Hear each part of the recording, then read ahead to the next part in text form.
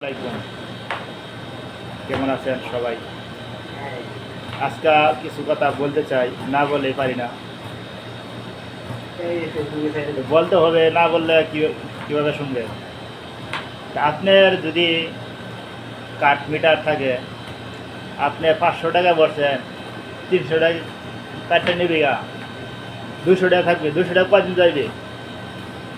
আমার টাকা তো আমি কারেন্ট করি, কারেন্ট মিটার মিটার টাকা বললে 500 600, আপনার মন মতো কাটে নেবেন 400 300।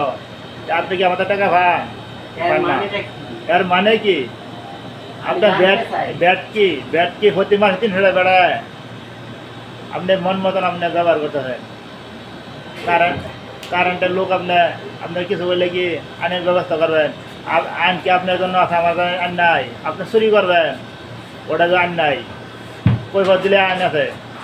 আমি মাননীয় ডক্টর ইউনূসকে জানাই আমি হুলপুর উপজেলা ময়মনসিংহ ডিস্ট্রিক্ট, বাটকিন্দি, হরিণাদি, তারাকান্দা, এদিকে আপনার ওয়াবদার লাইন মনে করেন ওয়াবদার লাইন যারা কারেন্ট নামাইছে, আপনার মনে করেন এই কথা, প্রত্যেক মাসে যদি আপনার 40 টাকা বিল দিবে, 500 600 করে, যদি 300 টাকা বিল, মানে 500 টাকা বিল দেওয়া হয়েছে, তখন মন ইচ্ছা কোনো বাড়িতে আসবে না, দেখতে আসবে না, আন্দাজি বিল দেওয়া হয়েছে। তখন কি মানুষ বাড়িঘর বেচা কি বাড়ি বেটা বেচা আপনার কারে বিল দিবে? যা বোঝা যায় এটাই। আপনারা মন মতন চুরি করবেন, আর মানুষের কষ্ট করে দিন আনা দিন খাইব, আর আপনারা এই টাকা নিয়ে ছেলে মেয়ে আলাদা করাবেন, যা বাপ বোঝা যায় এটাই। 500 টাকা বললে যদি 300 টাকা কাটে নেন গা, তাহলে কি একটা ফ্রিজ একটা ফ্যান চালাইলে আপনার টাকা কাটে নেবেন গা? 500 টাকা প্রতি মাসে 500 টাকা 300 কাটে নেবেন গা, আর 200 থাকে।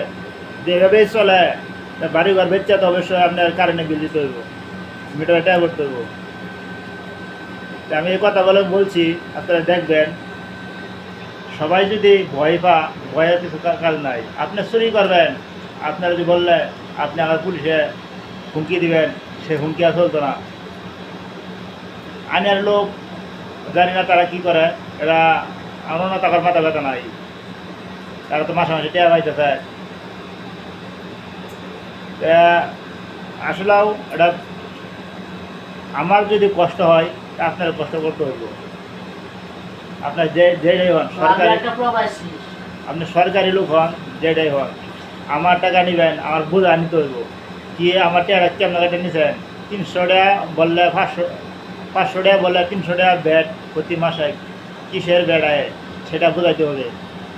আপনার টাকা বসছি মন মনে কাটে নেবেন গা, আমার মাসে মাসে 1000 একটা ফ্রিজ চালাবো, একটা মিটার চালাবো, মাসে মাসে 1000 টাকা ভরবো। এটা কি আপনার মানে কামাই খরচ হয়েছে? একটা মিটার না, কাঠ মিটার না বলে 600 টাকা লাগে, 600 টাকা লাগে, সেই টাকা না 2000। ওনার নামটা বললে দেবো। মিটার অটো করে হয়েছে, অটো থাকবে কেন? আমার টাকা